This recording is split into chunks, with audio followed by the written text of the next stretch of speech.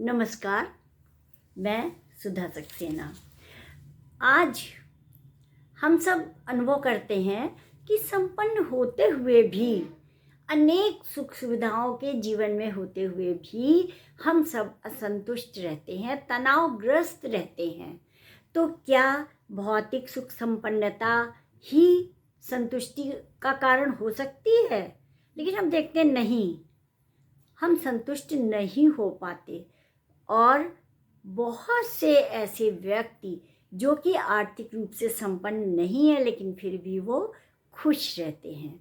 आइए आज वास्तविक संपन्नता पर थोड़ी चर्चा करते हैं। समृद्धि या संपन्नता का सृजन सर्वप्रथम हमारे मानस पटल पर होता है। समाज का यही मुख्य दृष्टिकोण है कि जिसके पास भौतिक संपदा और धन संपदा है वह संपन्न है। इसके विपरीत यदि हम अपने आध्यात्मिक ग्रंथों पर दृष्टिपात करें और अपने जीवन पर दृष्टिपात करें तो हम पाएंगे कि नहीं, ऐसा नहीं है। भौतिक संपन्नता हमारी वास्तविक संपन्नता नहीं है, क्योंकि हम तब मानसिक रूप से संतुष्ट नहीं हो पाते हैं और निरंतर एक कामना के बाद दूसरी कामना सदैव उत्पन्न होती रहती है और हम दूसरों से अपनी तुलना करके सदैव तनावग्रस्त रहते हैं और जो कुछ हमारे पास है हम उसके सुख का भी अनुभव नहीं कर पाते। इसीलिए हमारे मनीषियों ने मानसिक रूप से समृद्ध व्यक्ति को ही वास्तविक संपन्नता का नाम दिया है और कहा है कि जो मानसिक रूप से सशक्त है और मानसिक रूप से बलशाली है वही वास्तविक संपन्न है।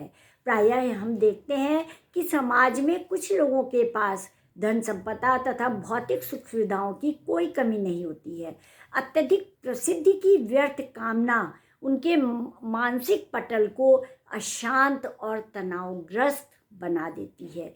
इसके विपरीत धन के अभाव में भी जो व्यक्ति आंतरिक रूप से संतुष्ट है, जिसने अपनी वर्तमान स्थिति और वास्तविकता के साथ सही संतुलन स्थापित कर लिया है, वह व्यक्ति अभाव में भी सुखी महसूस करता है और वह संतुष्ट रहता है। वह दूसरों से तुलना नहीं करता है। मानसिक संतुष्टि को हमारे ग्रंथों में सर्वोपरि धन माना गया है। जो लोग सदैव भौतिक साधनों की लिप्सा में लिप्त रहते हैं वे अत्यधिक लोभ लालसा के वशीभूत होकर के उस संपदा के आनंद की भी अनुभूति नहीं कर पाते जो उनके पास है। क्यों?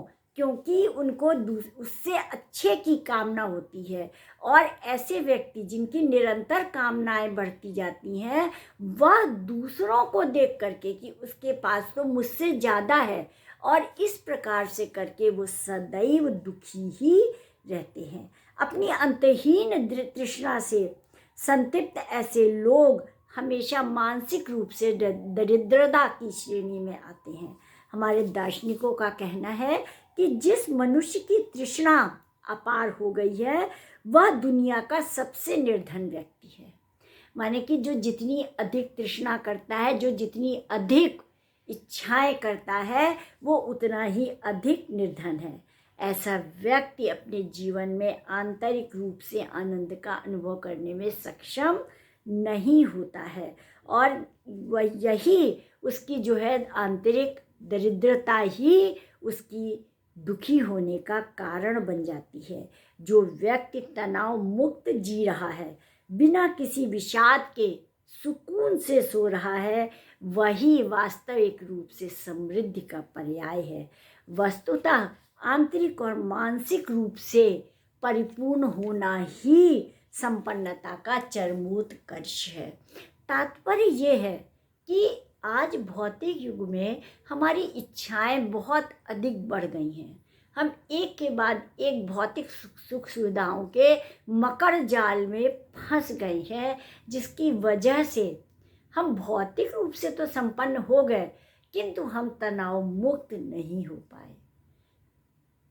तो इसका हल यही है कि हम अपनी कामनाओं को नियंत्रित करें, अपनी इच्छाओं को नियंत्रित करें। जितना हमारा पैर है हम उतना ही फैलाएं। अर्थात कि हर व्यक्ति की शारीरिक, मानसिक और आर्थिक क्षमता अलग अलग होती है। यदि हम सब अपनी उस क्षमता को समझ लेंगे तो निश्चित रूप से हम संतुष्ट महसूस करेंगे और चैन की नींद सो पाएंगे।